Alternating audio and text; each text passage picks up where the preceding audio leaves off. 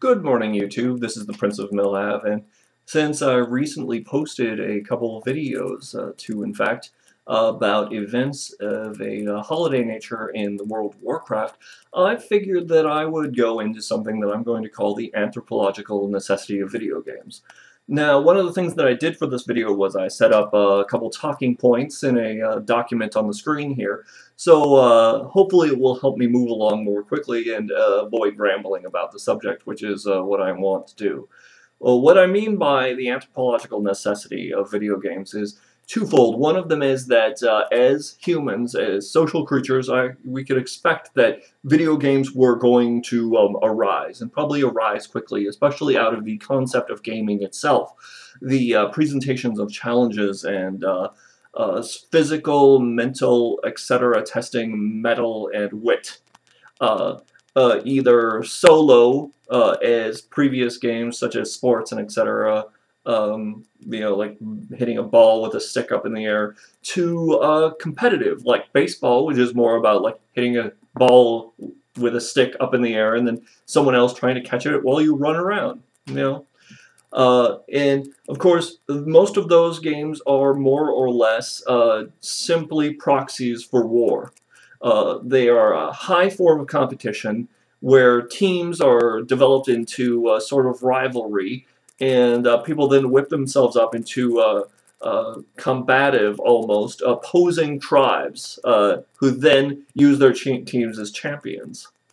The first video games, though, were both solo challenges and competitive challenges, but most of the competitive challenges only involved two people, and they tried to take themselves from games that used only two people, like table tennis, Pong, that sort of thing. So the original video games, as developed, were more of an art form that were based on the idea of game itself. The next generation expanded on that concept and added the concept of a narrative, and especially for single-player games, because narratives are much more compelling when they have the addition of strife or challenge.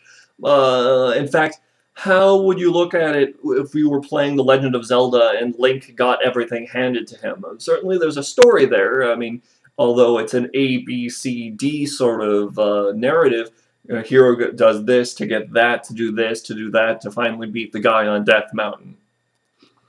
The existence of the challenge and the hardship makes the narrative more compelling and actually draws the player into the story as they become the character, controlling the character.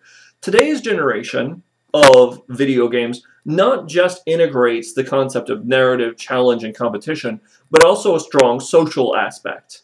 And this is where games like World of Warcraft come in, the massively multiplayer online game. The modern MMO, things like Diablo 2 and EverQuest and World of Warcraft, pull in multiple players so that they can face challenges together. The challenges presented by the video game, generally in its own universe with its own rules and creating roles and etc. And a lot of these, especially if we take, for example, Diablo 2 or Team Fortress and etc., are lobby-style games, i.e. you are thrust directly into the sport, into deathmatch or competing with a team or fighting against a whole bunch of other people. There's no external world to it. There's no large narrative, at least Team Fortress 2. Diablo 2 adds a narrative in that it's also a single-player game that basically has the multiplayer tacked onto it. World of Warcraft, as a modern MMO, however, is an entire built world where you can go solo through the world, or you can take your friends along with you. And while you're doing that, you end up with other people that you run into along the way. And you can take them along with you, or they're a challenge to overcome, like i.e. the factionalization that Warcraft does, which is trying to tie into that whole tribal competitive proxy for war. Then there's the Facebook massively multiplayer online game, which are not so much like traditional MMOs. They're more like a single-player game with a whole bunch of social gaming or gamification aspects tacked onto them again. I'd say more like welded on. We're looking at things like Zynga's Farmville and Cityville and their new Castleville. Although Farmville and Cityville are much more just sort of social grinding, like getting people to do stuff, to hand you things, to visit your stuff, to be part of the Zynga game so that you get bigger and better things. Whereas Castleville, Zynga is trying to add an actual narrative internal to the game, a sort of dialogue with NPCs and a reason to follow the storyline and you know, content and etc. And you know, in Facebook you've got Vampire versus Werewolf and Mafia Wars, where the entire point is to draw your friends in to click for you rather than talk at you, which is much more the modern MMO. Then now there's also free-to-play MMOs, and free-to-play MMOs are things like Nexon's Vindictus, which is a strange sort of Welsh Keltoi mythology where you go along with people running across the countryside, fighting monsters, bringing people together into groups. You have games like Rusty Hearts, which are kind of like a companion connection between some really, really bad anime narrative and Castlevania. And now we even have superhero MMOs like City of Heroes' primary competitor and possible best rival, DC Universe Online, which just became free-to-play. So I'll probably be checking into that and maybe doing videos on the sort of events that they do.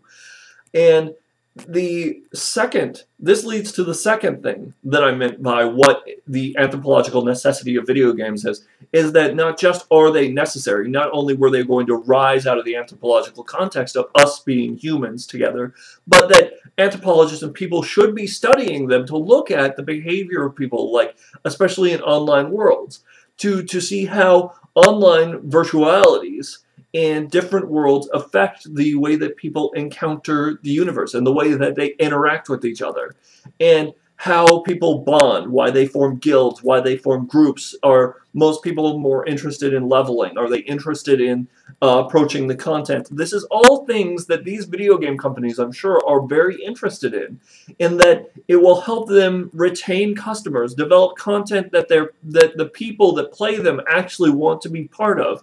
And as anthropologists, it will tell us something more about cultures, and not only that, the barriers between them, because certainly in World of Warcraft, there may even be a cultural mindset, at least a quasi-cultural mindset, between players who only play Alliance or players who only play Horde. And you take games that generate a artificial barrier between two groups in order to set off this tribal warfare by proxy, or we look at World of Warcraft actual warfare by proxy, and you've kind of artificially created your own division. You've generated people.